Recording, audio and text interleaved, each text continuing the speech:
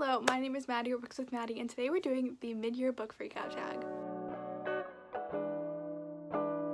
It is that time of year where we do the mid-year book freakout tag. I've been seeing everybody going around doing it, so I decided it's about time I join in and contribute my first half of the year reading information to you. I'm not doing any stats this year. That just feels too overwhelming. It feels too much like math, so I'm not doing that this year. But I will be doing the mid-year book freakout tag. I have not planned this at all. Usually, when I do a tag, I write down the questions and the answers. I have not done that this time because I'm like, I've done this before, so I should know the questions. So I'm just gonna go with it and see what happens, honestly. So basically, if you're unfamiliar with the concept of the mid-year book freakout tag, it is basically a book tag that people do every year in the middle of the year to kind of wrap up the first half of their reading year. Just things like their favorite characters, their favorite books, disappointing books, surprising books, things like that, just to give people a kind of glimpse into where they're at midway through the year. I guess it's more than midway through the year because it's July, but regardless. So before we get into the actual questions, I'll talk a little bit about my reading goal, which was to read 100 books this year. I did not think that was going to be much of a challenge for me, considering I read 113 books last year, and, you know, that wasn't too hard.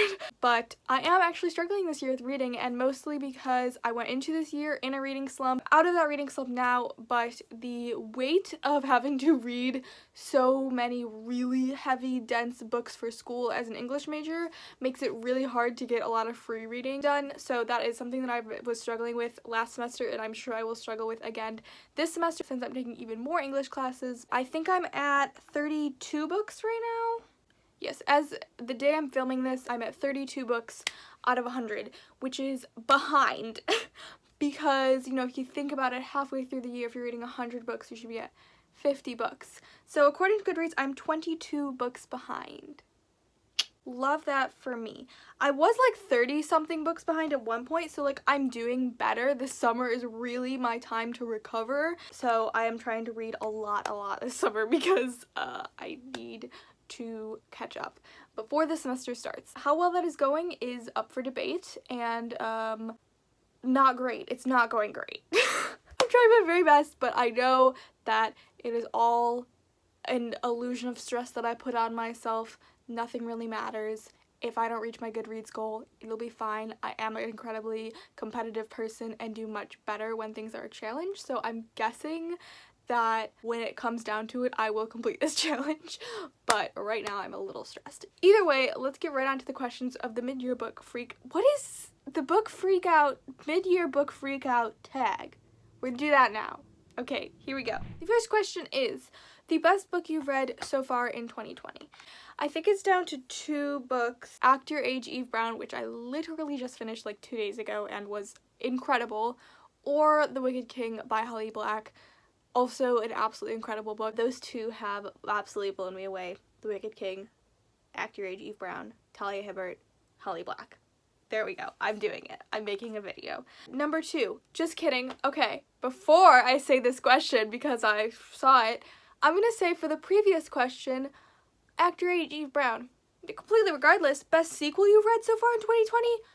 The Wicked King! Do you see what I did there? Okay. The Wicked King. Unless I can think of another one, I just don't think I've read many sequels. I think that's, in fact, the only sequel I've read this year. A new release you haven't read but want to. Honestly, I have owned my most anticipated book that came out this year for like 3 months, and I still haven't read it because I'm terrified. So I think I'm gonna go with We Are the Ashes, We Are the Fire by Joe McCullough. This is a book. This book, it basically follows like it's really hard to explain, but it's like written in verse, and it's historical fiction-y and feminist-y, and I just really want to read it. I read Joy McCullough's other book, Bloodwater Paint, which is kind of the same idea, historical fiction-y, feminism-y verse, and I absolutely loved it. It was my second favorite book of 2019, and I literally adored that book so much, so I think that this one will hopefully be a hit, but I don't know why I have not gotten around to reading it yet. Maybe I'm terrified, I don't know, but I do need to get to it very soon. Okay, question number 4 is my most anticipated release for the second half of the year, and I'm really terrible at keeping up with new releases, but I think that I have to say for this one, Gods and Monsters, is that what it's called? By Shelby Mahurin. It's the third and I believe last book in the Serpent and Dove trilogy, which is the one where, you know, the arranged marriage, or not arranged marriage, the marriage between the witch hunter and the witch. I'm having the hardest time talking today. Speaking is really difficult. It's coming out soon, as in this month, ? July 27th. When I'm filming this, it is July 19th. So it's coming out in like 8 days, whatever, how many days that is, very soon. And wow, that's terrifying. I don't know when I'm going to read it because anticipating is a strong word for what I'm feeling about that book. I'm mostly just choosing it because I don't know any other releases that are coming out in the second half of the year. But I loved Serpent and Dove. A little bit too much first time I read it. Second time I read it, I understood it wasn't that great. Then I read Blood and Honey and I hated it. It was so bad. It was so bad. Like, can we all agree? I still give it 3 stars because I couldn't bear to give it any less.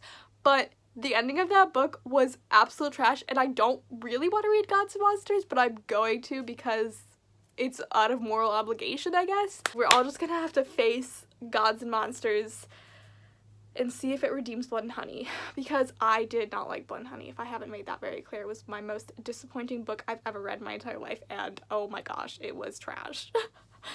Anyway, Gods and Monsters, most anticipated book of the second half of this year. Okay, question number 5. My biggest disappointment, which is, I guess, my biggest disappointment that I read this year. This is, like, gonna be a little bit controversial, I feel, but, like, bear with me. So, this year, obviously, I think in January, I read Illuminae by Amy Kaufman and Jay Kristoff, and it wasn't, I would say, my biggest disappointment. I don't think a lot of the books that I've read this year I've had, like, huge expectations for, and I didn't have huge expectations for Illuminae, except that it is an incredibly hyped book. Like, people love that book. People hype that book constantly, and I found it, like, average. And I think I still gave it 4 stars, which is, like, a good rating, and I reasonably enjoyed it, and I wasn't, like, overwhelmingly disappointed. Like, I didn't hate it. I just didn't understand the hype, I guess. I think it was really unique in the way that it was, like, laid out. So it is not written like a typical book. It's, like, a mix of writing and, like, just a mix of all types of fun things. You can see what I mean by, it's just a really unique book, and I think that a lot of people were fooled into thinking that this was an exceptionally well-written book because of the way that it was formatted, which was incredibly unique and nuanced. When in reality, I don't know that this book was that good. It's not that memorable to me. I don't remember having really, like, strong emotions towards reading it or, like, really wanting to pick it up when I was reading it. I also don't like books in space, which could be something that maybe affected it. I just don't find the complications that come with a book being in space very interesting. So that could also be part of it, personal bias, but I think that possibly if we take simply the plot and the characters and the writing away from the really cool way it was formatted, it's possibly not as good of a book as we have made it out to be. Perhaps a reevaluation of Illuminae is required. Or maybe I'm just wrong. That could be it too. Okay, question number 6. Biggest surprise. I would say The Cruel Prince. And I know I already talked about Wicked King, but this is a different book. Cruel Prince is different. I did not expect to like The Cruel Prince. I bought it at a time in my life when I was much more open to YA, fantasy. Romance is a harsh word for those books. So I'm kind of meant to read those books years ago, and I just never got around to it, and finally I read it and I really enjoyed it. I genuinely think it is one of the best fantasy series I have ever read. I have not read a lot of fantasy series, but I think fantasy is probably my most read genre, and this is one of the most intriguing fantasy books that I have ever read. I can't speak highly enough about this book series, and I know I haven't read the last book, but it kind of goes beyond the typical YA boundaries, I think, that fantasy typically beholdens itself to. I'm using crazy words today. I'm just using words and I don't know if they're right or not. By that I mean I feel like a lot of YA fantasy fits into very specific tropes, and I just thought this one went beyond those in some really unique and impressive ways, especially like I could talk about this series for hours. Like, I'm feeling myself getting really passionate about the series. I have an entire vlog series coming out where I just talk about this series, and I can't wait to share that with you guys. But I genuinely think this is one of the most impressive fantasy series that I've read and probably will ever read. I think the political intrigue is out of this world. I think the characters are so dimensional, and oh my gosh, I love this series so much. I literally cannot talk highly about it enough. I think especially the political intrigue and the inner workings of the system of this world are so beyond what typical YA fantasy does. And I am not at all bashing YA fantasy by saying this. Like, Leigh Bardugo is one of my favorite authors of all time, and she writes YA fantasy. I just mean there's a lot of really boring and old tropes that come along a lot of times with YA fantasy, which make me really hesitant to go back into them. Especially, I just feel like I'm growing out of YA, and I think this is such a good... The Cruel Prince and Six of Crows are some of the books that have actually pushed me out of YA because they made me realize that I can receive more of the intrigue and in-depth characters and just dimensionality of fantasy if I push more into adult fantasy. I talked for a long time about that book, but honestly, I could talk more. I could talk for so long about The Cruel Prince, and that is so rare to me to find books that I could talk about for that long. Next question. New favorite author, Holly Black? No, I can't use Holly Black for everyone. Man, it is few and far between up in these waters. There is just, not a lot of books to choose from. A lot of books that I read this year, I've read from these authors before, so it's not like I discovered a new author, but I could say Madeline Miller. I read Circe this year and I loved it. I do want to read more from Madeline Miller. Has she only written one other book, Song of Achilles? Is that the only other book she's read? It's my current bomb book, so it's not like I'm going to be reading it anytime soon, hopefully. But, I mean, Holly Black, and I think that's, like, it. I did read a lot of good authors this year, but none that, like, particularly stick out to me as, like, wow, I adore these authors. The only other one that I would say is Zarqa Nawaz. She wrote Laughing All the Way to the Mosque, which is a memoir. I absolutely loved it. I loved her writing specifically, but I don't know that she is like an author. I think she's a writer, as in she wrote a sitcom. So she is a writer, but I loved her writing style. I highly recommend Laughing All the Way to the Mosque. It is one of the most incredible books that I've ever read and probably my favorite memoir of all time, and I absolutely loved it. So yeah, that's my other favorite author, but I don't know that she particularly is like just an author. That feels like not a wide enough word to capture everything that she does. Okay, newest fictional crush. Okay, so I don't do that. I don't know how to participate in this culture of having fictional crushes.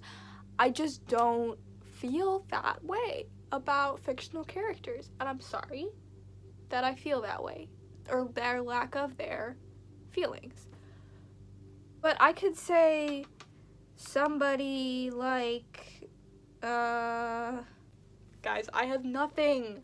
I'm sorry, I can't answer this question. I don't have an answer. I genuinely do not have an answer. But I do have an answer for my newest favorite character. Jude!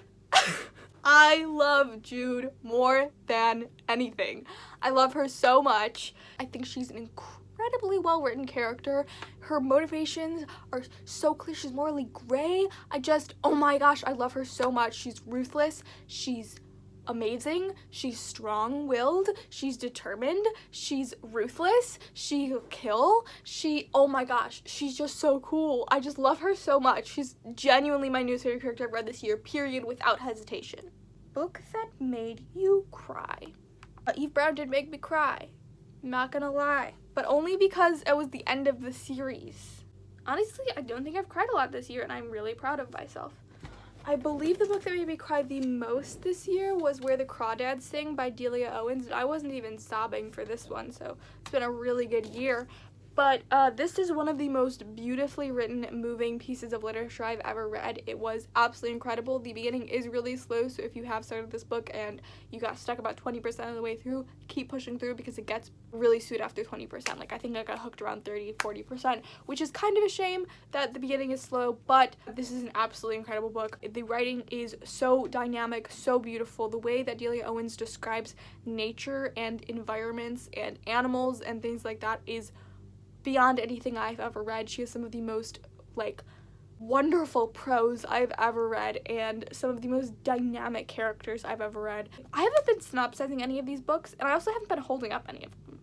I can't do anything about it now. This basically is a historical fiction mystery kind of situation which follows two timelines. One is like a murder mystery timeline where they're trying to figure out who killed this really beloved jock character, and then the other timeline is following this girl Kaya, who is like basically abandoned by her family in a North Carolinian marsh, and she basically is just surviving, and it is wonderful. The ending of this was just heartbreakingly beautiful, and I highly recommend. I mean, so many people have read this, do I even have to recommend it? But if you haven't read it, I really do highly recommend. Question number 11, a book that made you happy. Okay, I don't know what I'm gonna say. Act Your Age, Eve Brown. This is the last book in the Brown Sisters trilogy by Talia Hibbert, and I absolutely fell in love with this trilogy. This book, I think, could possibly be my favorite out of the three. I absolutely adored it. The characters, Eve Brown and Jacob, are like just so absolutely lovable, so sweet. I think Eve is the most lovable out of the sisters. She is just like a ray of sunshine and is just a wonderful, wonderful person, and this book just absolutely filled me up with serotonin. Like, I do not need any more serotonin. I think I'm at capacity for the next week or so. Like, I'm good to go just because of this book. It just warmed me in such a wholesome way, and I absolutely loved it. I feel like I'm just repeating myself at this point, but obviously, if you haven't read Talia Hibbert, what are you doing? I talk about her all the time, constantly, incessantly, annoyingly, because you haven't read her yet, and I want you to. She writes incredibly diverse romances that just go above and beyond every expectation. Okay, thank you for coming to TED Talk, my Talia Hibbert TED Talk. The question next is number 12. The most beautiful book you've bought or received this year. Let's see. I feel like this question could go multiple ways. I think there's genuinely, like, beautiful covers, like The Starless Sea, Dance of Thieves. Neither of those books I've received this year. The Invisible Life of Addie LaRue. But one of the books that just, like, I love looking at is Priory of the Orange Tree. I love this cover so much. Something about it is just so, like, pleasing to me. Like, the size of it, the spine, like, everything about this book I love. I haven't read it yet, so I don't know if I like the content, but aesthetically, the outside of it is great. And question number 13, which is the last question, is what books do you need to read by the end of the year? A Little Life is at the top of my priority. It was my bomb book that I received in June, and I still haven't quite finished it yet. I am making a reading vlog for that, so you will see that when I finish it. I'm not even going to say soon because there's no way I'm going to get through that book soon. I'd also like to finish The Vanishing Throne by Elizabeth May. It was a book I was supposed to read in June and I didn't get to it, but I did start it and I really liked what I read so far, so I'd like to finish that book. Queen of Nothing, obviously starting that today. Oh, I'd really like to get to King of Scars. I don't think there's any that I particularly need to read by the end of the year. Those are the ones I'd like to read. We Are the Fire, We Are the Ashes, We Are the Ashes, We Are the Ashes, We Are the Fire. Sorry, pardon me. Oh, Gods and Monsters, Shall We Return? I'm just repeating books that I've already said. Oh, Escaping from Houdini by Carrie Maniscalco. If you don't know, I read one of these a year because I love the series so much. Historical fiction series are so few and far between, so this is literally true. I read Stalking Jack the Ripper in 2019, Capturing the Devil, that's the fourth one. Nope. Haunting Prince Dracula in 2020, and I have to read this one this year, and then I will read Capturing the Devil next year, and then I don't know what I'll do after that. I think that's it. I think I have my life goal complete after that. I think I just have to go away then. But I think that's pretty much it for the books that I have to read. That is the end of this video, though, I believe. I don't have anything else to say. I don't know what this energy that I'm emitting today is, but it's a lot. I can tell that. But thank you so much for putting up with it. If you're here at the end of this video, thank you so much for watching. What is a book that you have to read by the end of the year? Say in the comments below. If you'd like to see me anywhere else, Instagram, Twitter, Goodreads, I have those things. Whether or not I'm on them frequently is up for debate, but you can find them all in my description below, and you can find me on those places and see my face. Okay, that is the end of this. I hope you have a great day. I hope you have a great week. I hope you have a great life, and I will see you very, very soon. Bye-bye.